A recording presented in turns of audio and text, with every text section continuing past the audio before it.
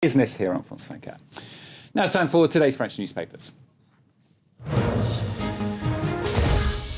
French newspapers time then here in France. President François Hollande, he's in the spotlight trying to rein in his government, isn't he, Flo? That's right. Now, yesterday at the cabinet meeting, he called on ministers to put aside their differences, their very public differences. This is the last time, says François Hollande. Now, a lot of papers are focusing on that today, especially because one of the big disagreements within the government is over very controversial comments that the Interior Minister, Manuel Valls, made over the Roma community. That's on the front page of Libération. You can see him there standing behind François Hollande. Now, Hollande is on this mission to refocus his ministers, put an end to this cacophony at the top. But Libération says that when it comes to questions of justice and immigration, he's basically comforting the position of Manuel Valls. And that's why you can see that, basically Hollande is in line with Valls and not the other way round. In their editorial, Libération says this is a very populist line, and Hollande is trying to fish for votes this way,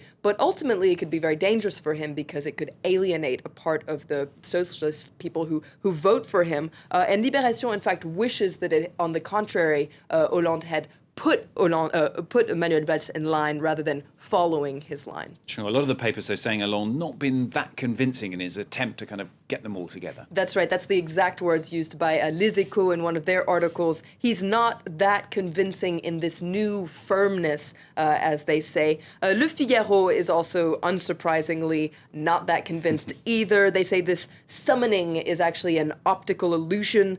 He hasn't been that successful in getting rid of a real feeling of malaise within the government. He said yesterday, this is the last time, but there have been many other last times before now. So what's saying this is really going to be the last time? L'Opinion says they must have been shaking in their boots, ironically, of course, because he was wagging his fingers at the ministers, but not at anybody in particular. And according to L'Opinion, he's very keen to keep the situation hazy. He doesn't want to single anybody out because he doesn't want to lose their support. But L'Opinion says this strategy of doubt and disorder is dangerous and will cost him more in the long run. And the papers are looking at the long-term effects of the crisis, aren't they? That's right. 20 Minutes is focusing on a group we don't hear about all that much, and that's the white-collar workers, how they're reacting to the crisis. And on the front page today, it says that, well, they're ready to give up. They're starting to feel a real malaise in the workplace. And L'Humanité, the communist paper, is focusing on the latest labor debate that Matthew was telling us about in the business paper here. He says this idea that a lot of people want to work later or work on Sundays, but a lot of people say this could boost employment, boost the economy. But L'Humanité, the communist paper, says what's really going on here is that business owners are pulling the strings. They've mounted what it calls this media campaign to tear apart France's labor laws and to weaken trade unions.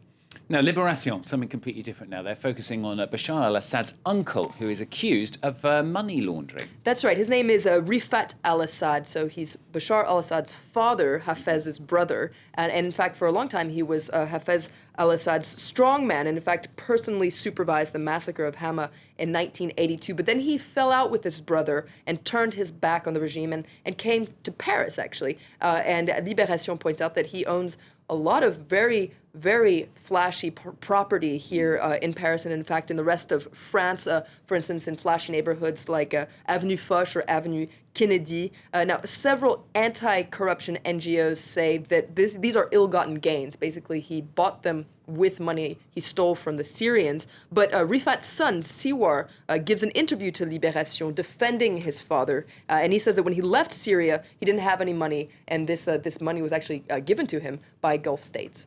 Temperature troubles now. This is in Le Parisien, focusing on the World Cup 2022, which is going to be held in Qatar. It's going to be hot, isn't it? It's going to be very hot, according to Le Parisien. They're talking about a heat stroke already on this World Cup because summer temperatures soar above 40 degrees temperature. So there's a big debate about whether the World Cup should be held in the winter, but this would upset other championship calendars. And Aujourd'hui en France also focuses on other problems leading up to this World Cup. Last week, The Guardian published a report saying that several workers had died while trying to build these stadiums. And Aujourd'hui en France takes a closer look. Very briefly, finally, Nicolas Sarkozy, remember him? His ex-wife is publishing a book. That's right, Cecilia. We haven't heard about her in a while. Well, she's No. coming out with a tell-all book about her time with Sarkozy. But this article in Le Parisien says, don't worry, things are getting better with her ex-husband. They're talking. For instance, last year, Sarkozy actually gave a talk in Doha that'd been organized by her new husband. So it seems like things are okay, and the world is a very small place, and aren't we happy for them? We're very happy. Are they talking? Will they be talking after the book comes out? That's the big question. That's the big question. Flo Vilmonet with the Fresh Papers on France 24. Stay with us. The latest, of course, on the US and Greece coming up for you. And in today's focus, we're going to be reporting, in fact, from Scotland as the Yes for Independence and the No Against It campaigns kick in a year before the country votes if it wants to separate or not. Special report coming up in focus in the next half hour.